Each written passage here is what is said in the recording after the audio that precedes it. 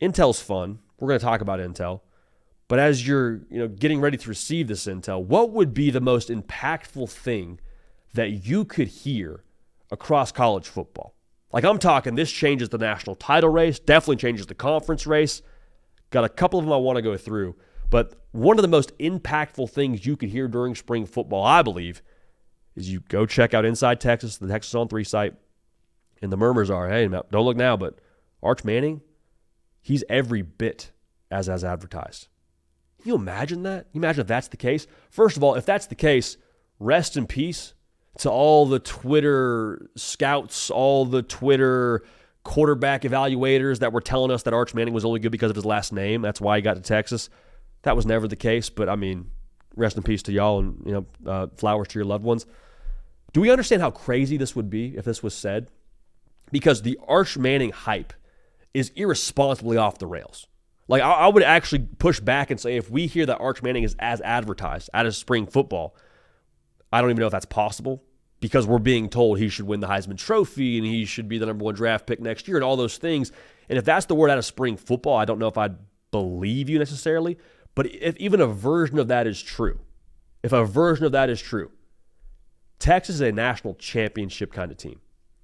They are. And that's not me saying that they're just going to be in the mix. They're going to be in the mix. I think they have the second best odds as of right now to go win the whole darn thing.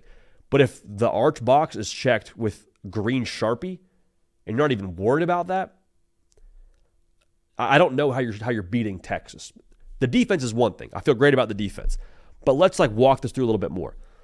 Think about what Texas loses in that receiver room from a season ago.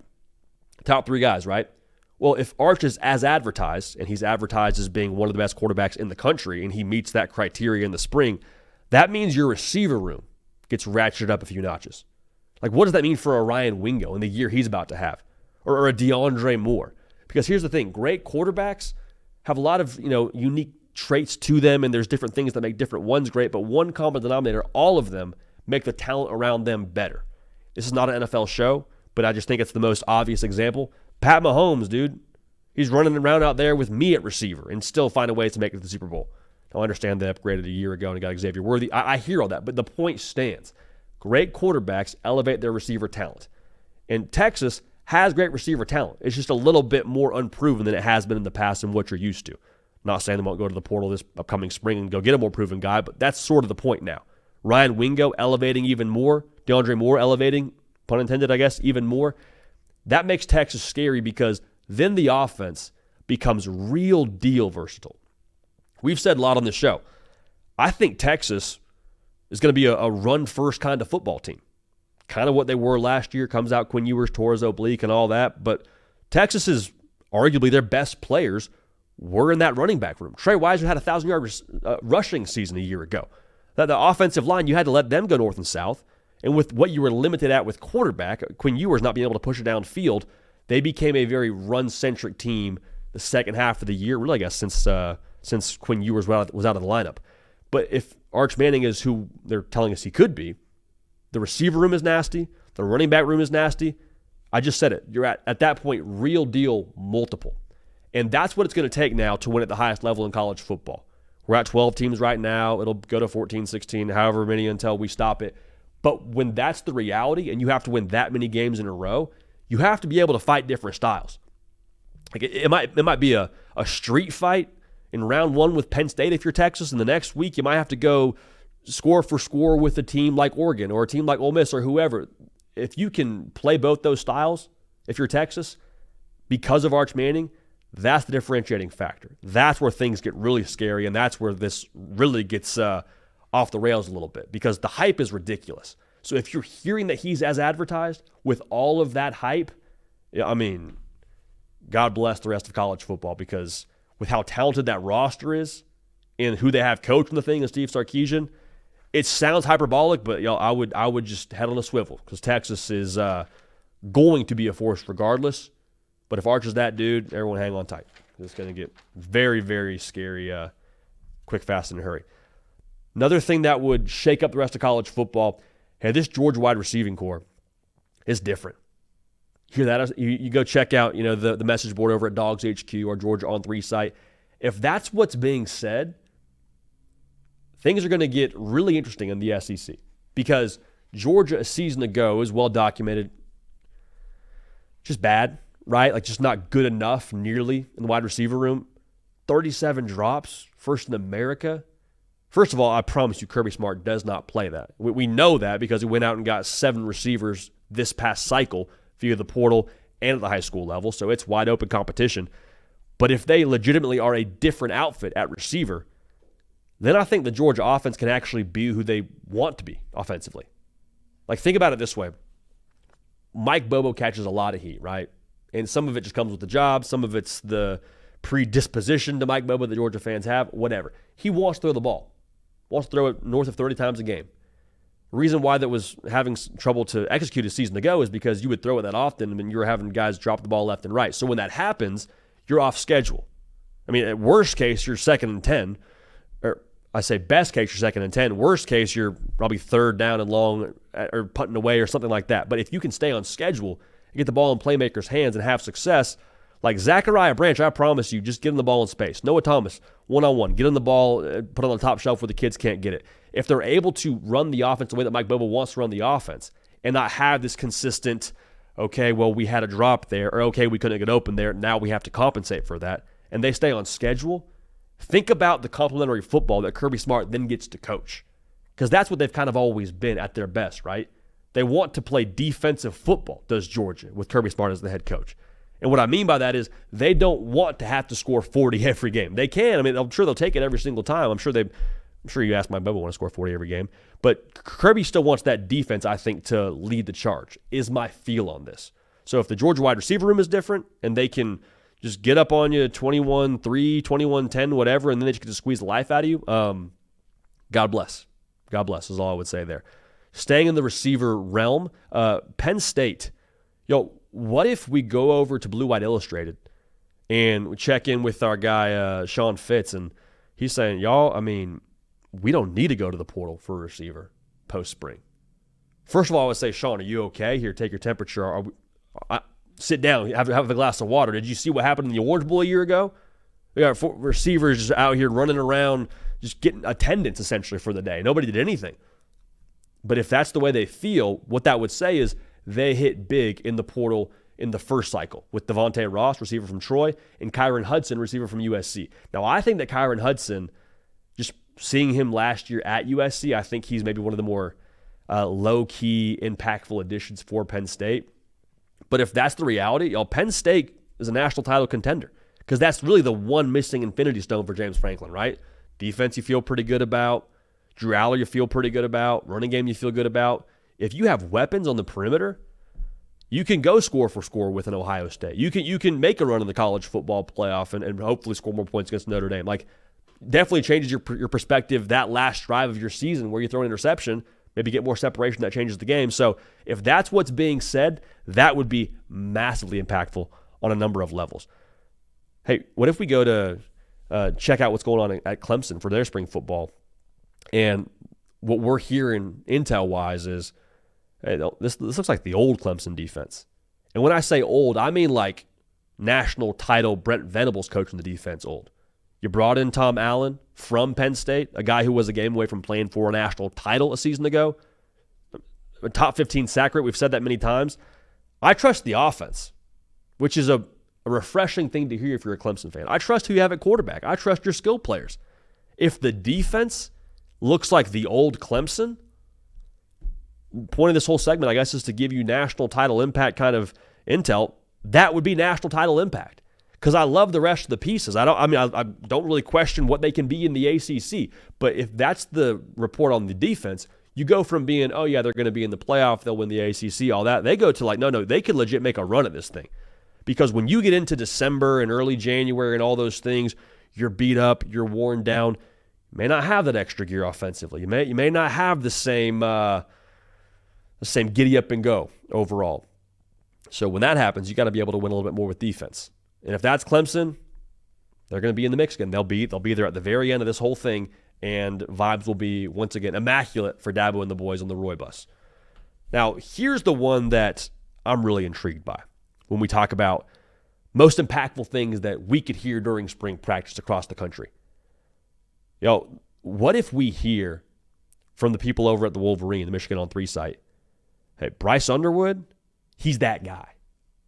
Notice what we said there. He's that guy. Not, oh, he's going to start. Not, oh, he's a good quarterback. It's, dog, Bryce Underwood, he's that guy. We'll talk about what that means right now. But if you're watching the full hour-long show, thank you. Subscribe to the channel. It's college football, nothing but. If you're watching as a one-off video, also dial in, subscribe. All that helps us help you, helps us get more engaged for what you want to see. So thank you for that. As I was saying, we're talking about Bryce Underwood being that guy. The ripple effect here is massive. So let's get nuanced here. We know what the skill set is. We talk about that ad nauseum and how good he was as a high school prospect.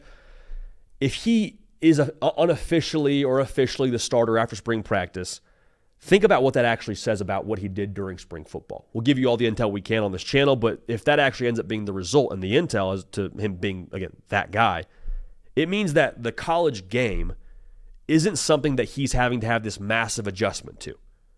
Because whenever you have a premier quarterback come over from the high school ranks and early enroll, it's pretty understandable if it takes a second to get the speed of the game. It's pretty understandable if the defenses are a little bit more complex and those windows close sooner and that pass rush is quicker, all those things. But if he's that guy out of spring practice, that means you can add to this offense. That means you can put more on his plate.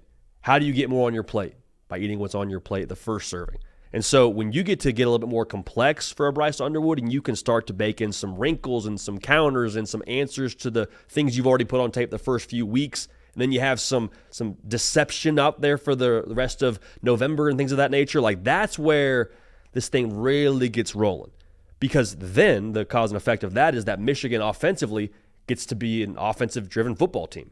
Now, I'm not discounting what they're going to be defensively. I still think they'll have that same edge and that physicality and all those things in the run game as well. But think about it this way.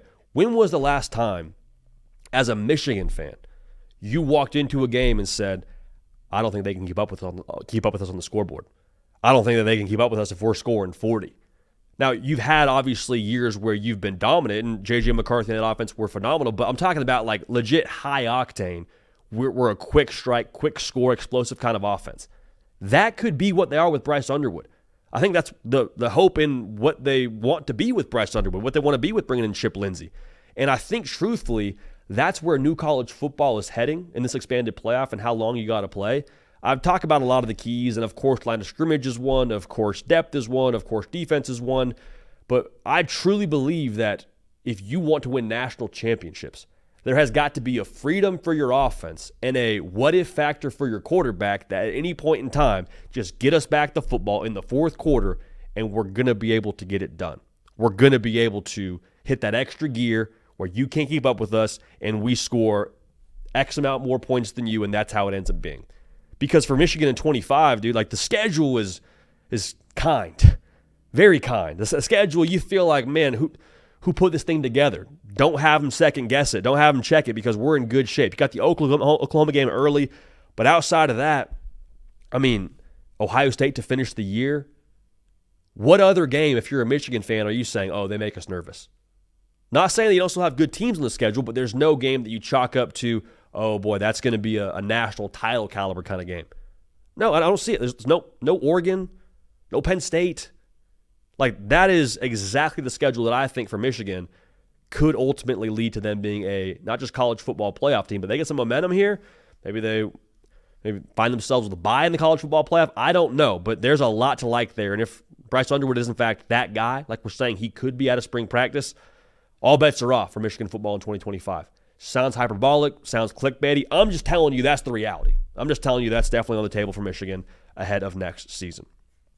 So one more thing that I want us to track together during spring practice. It's a bit of a nuanced thing to discuss just because it's not necessarily a quote, but I think the quarterback situations at Ohio State and Oregon respectively, it might be the biggest hinge point in college football for 2025. Because look at just not the Big Ten. Like, they're the two best odds to win the Big Ten. That makes sense. They have Oregon and Ohio State respectively, two of the top three best odds to win the national championship. So the Big Ten is going to be stacked. Surprise, surprise. Currently the best college or the best conference in college football. But I think around Dante Moore at Oregon and Julian Sayin / Lincoln Kienholz at Ohio State, there is so much there that makes the buzz around both of them during spring practice really, really noteworthy and intriguing. Let's start with Dante Moore. You kind of expect to hear good things about him, right? Because of the fact that he waited a year, is in the same system, it was a 5-star cat out of high school and all those things.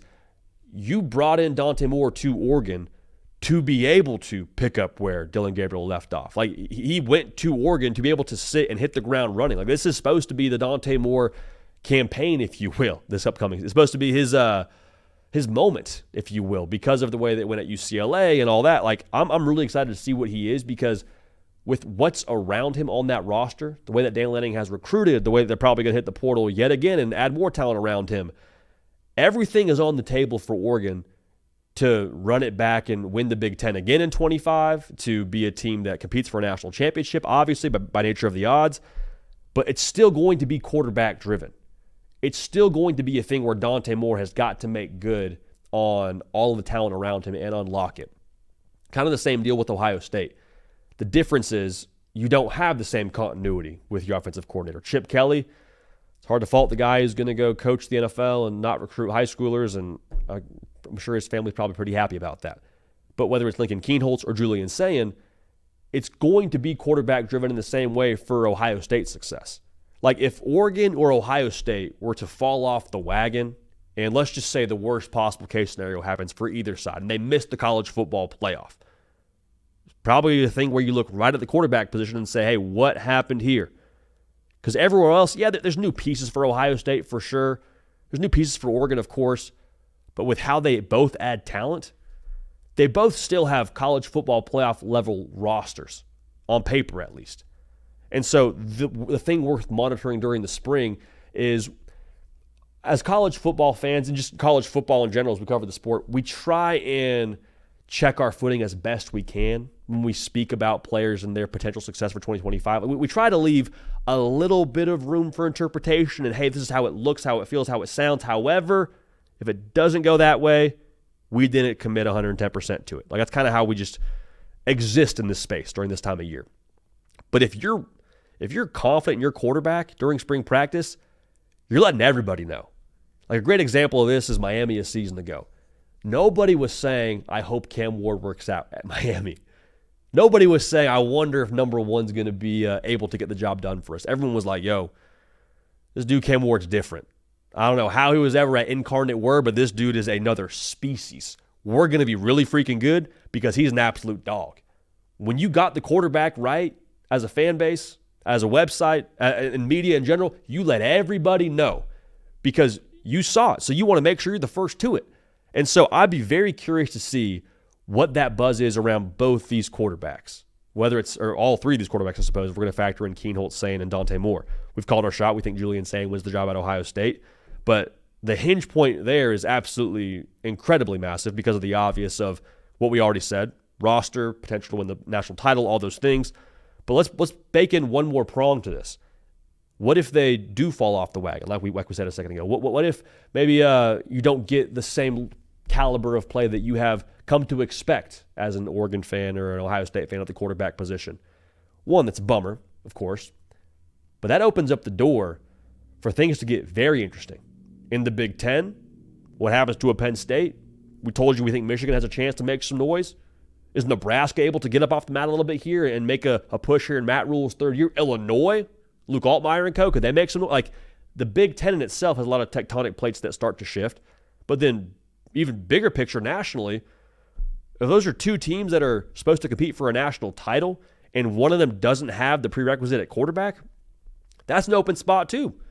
I promise you, like seeing a team like Ohio State not in the playoff with how good that roster is for anyone across the country, SEC, ACC, Big, I mean, that's a welcome sight for everyone because even if they don't have it at quarterback, the rest of that roster potential is good enough to where if you saw them in the first round, still not ideal, still not a great matchup because of all the 5 stars they have or that Oregon has.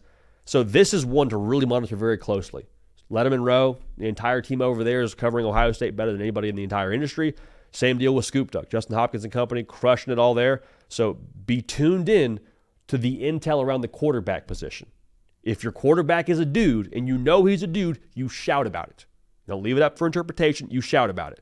Last thing I'll say, if you don't hear the volume around Ohio State's quarterback room early on, that's okay.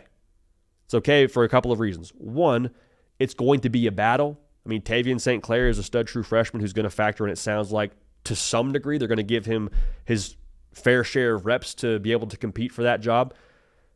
One, it's going to be a battle. Two, Ryan Day, even when you know who the quarterback's going to be, he doesn't typically name the guy until right around mid-August. Did it with Justin Fields, did it with C.J. Stroud, just sort of how he operates. So just stay tuned into the buzz. Stay tuned to the buzz, and I think the buzz will grow a little bit more around Ohio State here as we get into fall camp. But regardless, again, those two positions, or those two spots at the same position across Oregon and Ohio State, that is going to hold a massive impact for the Big Ten, the national championship, and the intel right now in spring is going to give us a good barometer as we jump full speed into summer, fall, and the games being played, which is ultimately what we're all here for, man. It's a phenomenal thing. It's a phenomenal thing to have y'all a part of this. It's a phenomenal thing to be able to talk about actual cleats on grass, not for gassers, not for tug-of-war, not for agility drills, for actual routes being run, drops being taken. Beautiful thing, man. We absolutely love it.